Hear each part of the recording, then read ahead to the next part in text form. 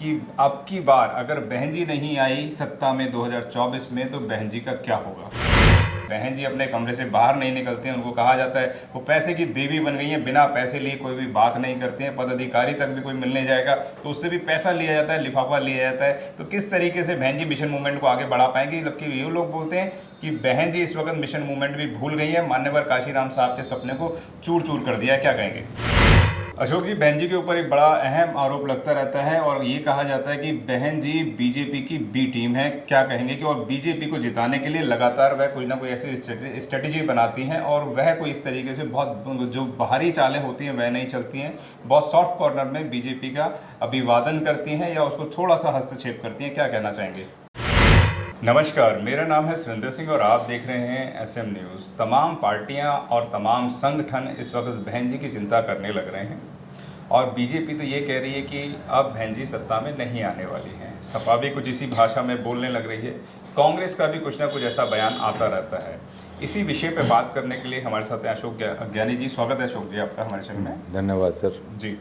अशोक अज्ञानी जी लगातार बसपा की बात करते हैं, बहन जी की बात करते हैं, मिशन मूवमेंट की बात करते हैं। उनसे हम जानेंगे कि अब की बार अगर बहन जी नहीं आई सत्ता में 2024 में तो बहन जी का क्या होगा। जी देखिए, मैं इसके उलट आपको कहता हूं कि अगर बहन जी सत्ता में नहीं आई अब की बार तो हमारा क्या होगा, इस देश के SC STs का क्या होगा, जो अपने आप को कमज़ोर तबके हैं, OBC के कमज़ोर तबके हैं जिनको बहुजन कहा जाता है, उनका क्या होगा। ख़ास तौर पे SC STs, उनका तुम्हारा क्या होगा भाई, ये सोचो। क्योंकि ये चाहते हैं कि बहन जी को बहन जी अर्थात बहुजन समाज पार्टी का रिप्रेजेंटेशन देश के हर सदन से, चाहे वो विधानसभा हो चाहे लोकसभा हो, हर स्तर से उसको ख़त्म करके BSP को ख़त्म करना। क्योंकि बहुजन समाज पार्टी एक मूवमेंट है, एक आंदोलन है और एक प्रतिनिधित्व है उन लोगों की, उनकी शक्ति है जो सदियों सदियों से सताए थे। देखिए, बहुजन समाज पार्टी रातों रात नहीं बनी है।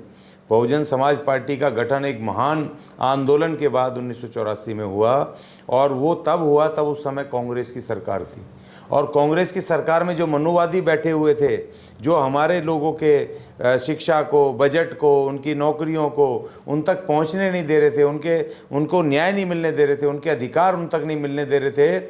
उसके बाद जब बहुजन समाज पार्टी के मूवमेंट का शुरू हुआ 1965 से जब शुरुआत हुई और 1970-72 में जब बामसेप का गठन हुआ और उसके बाद जो एक महाआंदोलन शुरू हुआ मान्यवर काशीराम जी का, और उसके बाद 1984 में जब 14 अप्रैल 1984 को बहुजन समाज पार्टी का गठन बाबा साहब के जन्मदिन पर मान्यवर काशीराम जी ने किया, तो उसके बाद इन लोगों में एक दहशत, एक माहौल मच गया। क्योंकि जिन लोगों को ये अपना गुलाम समझते थे, इनको सदियों सदियों पैदाइशी गुलाम, फ्री का गुलाम जिनको समझते थे, भारत के संविधान लागू होने के बाद भी वो तमाम चीज़ें संवैधानिक लागू नहीं कर रहे थे। इसीलिए मान्यवर काशीराम जी को अपनी नौकरी छोड़ करके, वैज्ञानिक, इतना बड़ा वैज्ञानिक और DRDO में इतनी बड़ी अधिकारी और इतनी बड़ी तनख्वाह, उसको छोड़ करके सुख सुविधाओं को, वो नौजवान लड़का जिसकी अपनी शादी की समय था, वो सब छोड़ छाड़ करके, और वो क्यों कूद पड़ा उस महान आंदोलन में, क्यों कूद पड़ा उन कमजोरों की लड़ाई को आगे बढ़ाने के लिए? क्योंकि कांग्रेस ने उनके अधिकार नहीं दिए, संविधान को लागू नहीं किया, क्योंकि उसमें भी मनुवादी हैं, जातिगत बहुत सारे थे, जिसका खामियाजा आज कांग्रेस को भुगतना पड़ रहा है। और 1984 के बाद जब पार्टी पूरी तरह से फॉर्म में आ गई, रजिस्टर्ड हो गई, और उसके बाद जब मूवमेंट शुरू हुआ और जब हम सत्ता में आने लग गए, मुख्यमंत्री बनने लग गए, हमारे सांसद बनने लग गए, हमारे सरपंच बनने लग गए, मेयर बनने लग गए, और जब सदन में जाके मुखर रूप से हमारे अधिकारों की बात को वो उठाने लगे, संविधान को लागू करने की बात करने लगे, तब एक मान्यवर काशीराम जी का जब वो सांसद बने, जब वहाँ गए, एक से एक उनका हमारे अधिकारों को लेकर के वहाँ पर उनके स्टेटमेंट आज भी संसद में हैं। उनके वो जो एट्रोसिटीज़ हमारे ऊपर हो रही थी, हमारे घर जलाए जाते थे, हमारे बहन बेटियों के साथ अत्याचार होते थे, हमारे लोगों को मूछें नहीं रखने दी जाती थी, वो आज भी नहीं रखने दी जाती, लेकिन आज बहुत परिवर्तन आ गया है। उस समय तो बिल्कुल निकलने नहीं देते थे, आज भी जूते सर पे रख के साउथ जैसे इलाकों में उनके, अगर अपर कास्ट के यहाँ से निकल जाए तो साइकिल पे भी जा रहे हैं तो पैदल चलोगे, और नंगे पैर पैदल चलोगे तो नंगे पैर जूते अपने सर पे रखने पड़ेंगे, जो आज भी कई जगह देखने को मिलता है। इतनी भयानक स्थिति से मान्यवर काशीराम जी और बहन मायावती जी फिर उनके मूवमेंट के साथ जुड़ी इन दोनों ने एक महान मूवमेंट खड़ा किया और उस मूवमेंट का डर आज भी है। आज भी अगर संसद में कुछ ये चीज़ें SC STs के विरुद्ध लाते हैं तो इनको पता है कि चाहे कोई तुम्हारा इनकी पार्टी से जीता हुआ SC ST बोले या ना बोले, मगर बहन मायावती जी जरूर देख रही है, उसकी नज़र वहाँ पर है। उसके 10 सांसद आज हैं, सिपे सालार आज भी संसद में हैं, जो कि वो आवाज़ को उठाते हैं मुखर रूप से। तो इसलिए कि प्रतिनिधित्व का सवाल है। मैं चेतावनी दे रहा हूँ बार बार अपने लोगों को SC STs के, जो दूसरे दलों में जा करके वो ढूंढ रहे हैं अपना कह रहे हैं, अपनी पार्टी कह रहे हैं उनको, वो अपना नेता कह रहे हैं उनको, वो तुम्हारे नहीं है। अगर तुम्हारे होते तो 26 जनवरी 1950 से लेकर के आपके संवैधानिक अधिकार लगने शुरू हो जाते। बाबा साहब ने जो लिमिटेड टाइम के लिए पॉलिटिकल रिजर्वेशन दिया था उसको आगे बढ़ाने की जरूरत नहीं पड़ती, इन्होंने उसको हथियार के रूप में इस्तेमाल किया।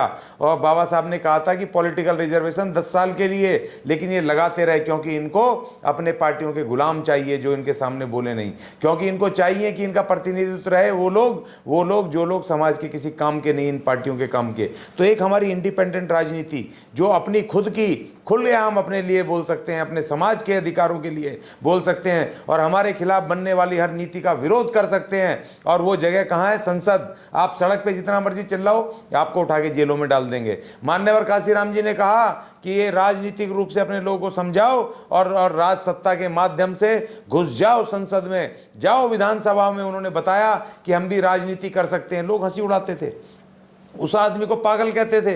वो नौकरी छोड़ करके पैदल नंगे पैर फटे कपड़ों में, फटी टूटी साइकिल वो भी बाद में मिली, उसको ले करके घूमते थे। आज हमारे लोगों के दिमागों में चर्बी चढ़ी है, कुछ पैसे मिल गए, कुछ ऊपर चढ़ गए, कहते हैं करोड़ों रुपए चाहिए चुनाव के लिए, राजनीति करने के लिए करोड़ों रुपए चाहिए, उनका दिमाग घूम गया। अरे भैया वापस आ जाओ और एकमात्र अपना जो विकल्प है, अपना राजनीतिक विकल्प, अपना जो हमारा प्रतिनिधित्व करती है, हमें जो सुरक्षा देती है, शक्ति देती है, बहुजन समाज पार्टी, बहन मायावती के रूप में उनको शक्ति दो। और ये मत सोचो कि अगर बहन जी हार गई तो क्या होगा। बहन जी का कुछ होने वाला नहीं है, बहन जी का जो होना था हो लिया।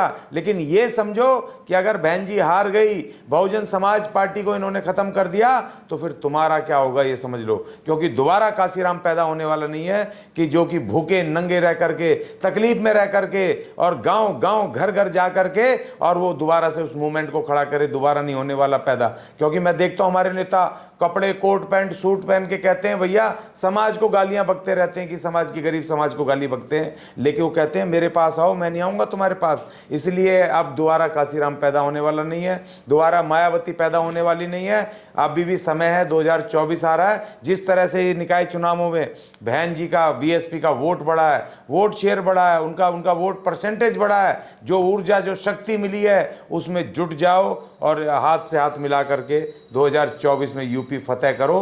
50 से 60 सीटें बहन जी को जिताओ, जिससे कि बहन प्रधानमंत्री बने और हमारे संवैधानिक अधिकार और हमारा संविधान सुरक्षित रहे और भारत का स्टेटस, भारत का जो धर्मनिरपेक्ष, जो पंथ निरपेक्ष स्टेटस है, जो हमें पूरी आज़ादी देता है, न्याय की हमें पूरी स्वतंत्रता देता है, समानता देता है, जो बंधुता देता है, जो हमें पूरा सम्मान न्याय देता है, उस संविधान को बचा सकें। उस भारत के महान स्टेटस, भारत अर्थात इंडिया, उसके स्टेटस को बचा सकें, हिंदू राष्ट्र बनने से बचा सकें। खतरे बहुत भयंकर हैं, गुलामी तुम्हारे दरवाजे पे खड़ी है। गुलामी चाहिए या आज़ादी? आज़ादी सिर्फ बहन जी बचा सकती है। तो बहन जी का कुछ होने वाले नहीं हारने से, जो हारने से होगा तो हमारा SC STs का होगा। इसलिए चिंता करो कि ये चिंता मत करो बहन जी का क्या होगा हारने पे, चिंता करो कि बहन जी हार गई अर्थात BSP हार गई तो हमारा क्या होगा। जी, आपने कहा कि बहन जी हार गई तो बहन जी का कुछ होने वाला नहीं है, होने वाला हमारा है। लेकिन बहन जी के बारे में आप इतनी लगातार ताल ठोकने लग रहे हैं। बहन जी अपने कमरे से बाहर नहीं निकलते हैं, उनको कहा जाता है वो पैसे की देवी बन गई हैं, बिना पैसे लिए कोई भी बात नहीं करते हैं। पदाधिकारी तक भी कोई मिलने जाएगा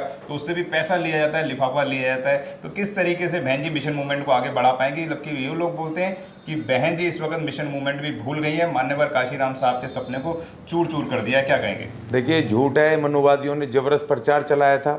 ऐसा कभी मुझे भी लगने लगा था कि बहन जी टिकट लेके पैसे लेती हैं, टिकट के या मिलने के पैसे लेती हैं। इस चुनाव में मुझे फ़ोन आए इतने सारे, घर घर आकर के फ्री बांट रहे हैं टिकट, लो जी चलो लड़ो, चुनाव लड़ो। आकर के वो कह रहे हैं बहन जी खुद बोल रही है भाई इनको टिकट दो, फ्री में टिकट बांट रहे हैं। एक आदमी से किसी कहीं से रिपोर्ट नहीं मिली, एक सिंगल रुपया किसी से लिया हो। और बहन जी अपने कार्यकर्ता पैसा देते हैं पार्टी फंड के लिए, तो ये तो संविधान में लिखा है। ये तो जो पार्टी बनाई जाती है, इलेक्शन कमीशन पे आप मैनिफेस्टो देते हो, वहाँ पर कॉन्स्टिट्यूशन देते हो पार्टी का, उसमें लिखा होता है मेंबरशिप का इतना पैसा, पार्टी को चलाने के लिए ये आपको संघर्ष फंड लेने हैं, पार्टी फंड लेने हैं, जिससे कि पार्टी के डे टू डे के फंक्शन चलेंगे। तो बहन जी को कार्यकर्ता देते हैं और लोगों ने कह दिया जी वो पार्टी के कार्यकर्ताओं से लेती हैं, मिलने के पैसे लेती हैं, या वो उसके टिकट के नाम पे पैसे लेती हैं। और टिकट के नाम पे पैसे कौन लेता है तो पता चल गया ना, पंजाब के उसमें पता चला कि कौन ले रहा था, वहाँ पर लोगों ने पीट पीट के भगाए। बहन जी नहीं लेती पैसे, जो लेते हैं जो ले रहे हैं, एक्सपोज हो रहे हैं कि कितने कितने पैसे ले रहे हैं। तो ये तमाम चीज़ें हैं, बहन जी को बदनाम किया जा रहा है, क्योंकि बहुजन समाज पार्टी को अर्थात बहुजन मूवमेंट को ख़त्म किया जाए और इस देश के 35 करोड़ SC STs की डायरेक्ट चुनौती जो संसद में उनका प्रतिनिधित्व है, उनकी चुनौती है, आज भी कायम है बहन जी के रूप में, BSP के रूप में, उसको पूरी तरह से ख़त्म कर दिया जाए और इन मनुवादियों को कोई डर ना रहे, किसी भी तरह का कोई इनको तकलीफ ना आए। जो संविधान बदलें, चाहे वो राष्ट्र का नाम बदलें, चाहे राष्ट्र का स्टेटस बदलें, जो मर्जी करें, फिर इनको रोकने वाला कोई ना हो, कोई सामने खड़ा ना हो। इसलिए ये मैं बार बार कह रहा हूं कि बहन जी का कुछ होने वाला नहीं है।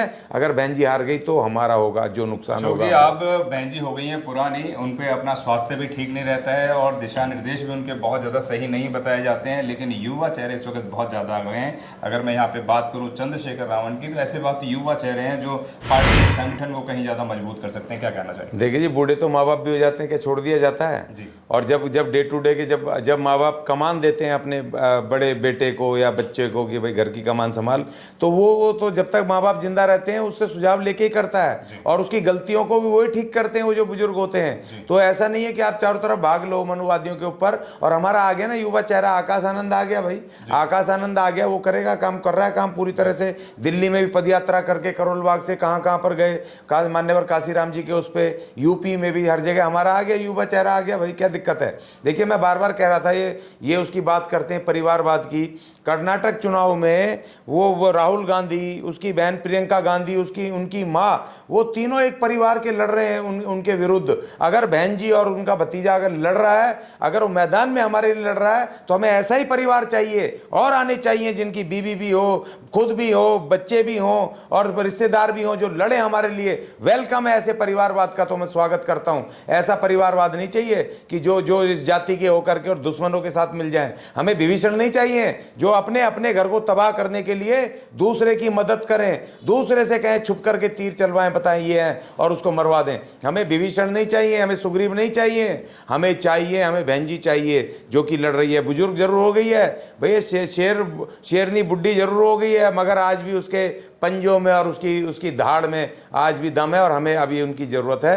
और आज वो अपने अनुभव को शेयर कर रही हैं, धीरे धीरे दे रही हैं वो नए लोगों को, नौजवानों को। जिस तरह से नौजवानों के प्लेटफार्म बना रही हैं, महिलाओं के लिए, नए लोगों के लिए रास्ते खोल रही हैं, एक बहुजन सेना का गठन हो रहा है। तो इसीलिए तो हो रहा है कि अगले पक्ष की सेकेंड लाइन लीडरशिप तैयार की जाए और बहन जी उनको वो सौंप करके जाए। तो बहन जी भी इस बात को समझ रही हैं, हम भी समझ रहे हैं, लेकिन आज हमें सिर्फ बहन जी चाहिए, क्योंकि बहन जी ही बचा सकती है और कोई नहीं। अशोक जी, बहन जी के ऊपर एक बड़ा अहम आरोप लगता रहता है और ये कहा जाता है कि बहन जी बीजेपी की बी टीम है। क्या कहेंगे कि और बीजेपी को जिताने के लिए लगातार वह कोई ना कोई ऐसी स्ट्रेटेजी बनाती हैं और वह कोई इस तरीके से बहुत जो बाहरी चालें होती हैं वह नहीं चलती हैं, बहुत सॉफ्ट कॉर्नर में बीजेपी का अभिवादन करती हैं या उसको थोड़ा सा हस्तक्षेप करती हैं? क्या कहना चाहेंगे?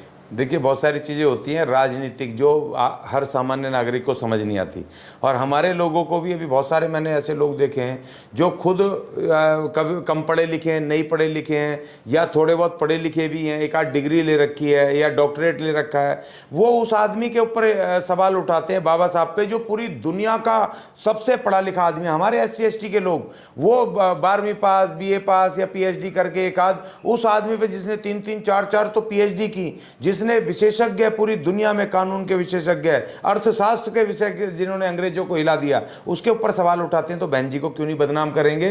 देखो, विभीषणों और सुग्रीवों की कमी नहीं है इस देश के अंदर। बहुत सारे बिकाऊ लोग घूम रहे हैं, वो कह रहे हैं कि हम तो बहन जी से भी बहुत बड़े हैं। बहन जी के संघर्ष को नहीं पहचान रहे, बहन जी के शासन काल को, उनको बहन जी को जमीन की भी अनुभव है लड़ाई का, और उनको संसद और प्रशासन का भी उसका चलाने का उनका अनुभव है। अभी हमारे पास ऐसे बंदे नहीं आए और हमें अभी जरूरत भी नहीं है। बहन है ना, वो हैं, जब तक हैं तो हमारी सरपरस्त रहेंगी, हमें ज़रूरत नहीं है दूसरे फॉर्मेट की। और जो नौजवान हैं उनके साथ काम करके अनुभव लें, काम करें, आगे बढ़ें और मिशन को आगे बढ़ाएं, ये मेरा कहना है। जी, आप थे हमारे साथ अशोक गगयानी, जिन्होंने यह बताया कि लोग सोचते हैं कि बहन जी का क्या होगा 2024 के बाद। सीधा सीधा उन्होंने एक बात में खारिज कर दिया कि लोग ये ना सोचें कि हमारा बहन जी का क्या होगा, उनको ये सोचना चाहिए हमारा क्या होगा। क्योंकि अगर बहन जी नहीं रहेंगी, इस सिस्टम की जो संचालक हैं वह नहीं रहेंगी, और बहन जी जो अपने सिस्टम में थी तो वह 4-4 बार की मुख्यमंत्री रह चुकी थी। उसके बाद उनका शासन कितना जो दमदार था वह पूरे देश ने देखा, और तमाम जाति धर्म समुदाय के लोगों ने ही नहीं, पूरी पार्टी के विपक्षी पार्टियों ने भी माना,